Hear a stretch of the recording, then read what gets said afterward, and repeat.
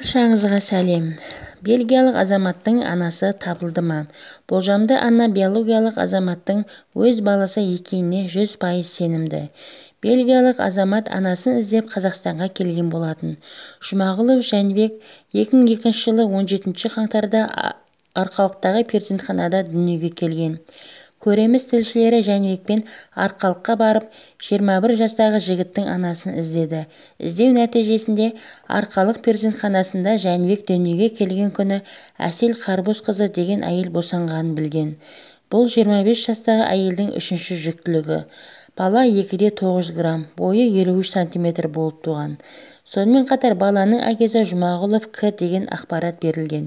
Бір өкініштісі, жаңа туған сәбидің қыз не ұл екені жазылмаған. Перзентхана архивінен босанған әйелдің қолхаты табылды. Отбасылық жағдайға байланысты кетуім керек.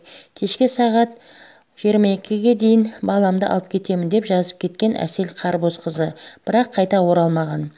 Перзентханадағы тастанды бала анасы келмеген соң Арқалық қалалық бөбектер үйіне тапсырылған. Ол жердегі тәрбиешілер Жәнібекті таныды. Өзі момын бала болды, ешкімге тиісіп бұзықтық жасамайтын, тәртіпті болды, арманшыл еді, дейді Жәнібектің тәрбиешісі.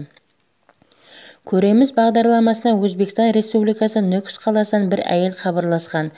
Ол менің балам сияқты. 2002 жылы менің басымнан қиын жағдай өтті. Баламды тастауға тура келді. Жүріп жүрген жігітім үйленуге дайын емес еді. Мен ата-анама айта алмадым. Ішімді байлап жүрдім. 9 айында Арқалыққа бардым. Сол жерде босанып кейін баланы тастап кеттім. Бұл менің балам. 100% сенімдімін. Егер менің балам болса, мен бұл балаға қарасамын, дейді нүкістік келіншек. Алайда ДНК нәтижесі бойынша Камила есімді өзбекстандық әйел Жәнібектің биологиялық анасы болмай шықты.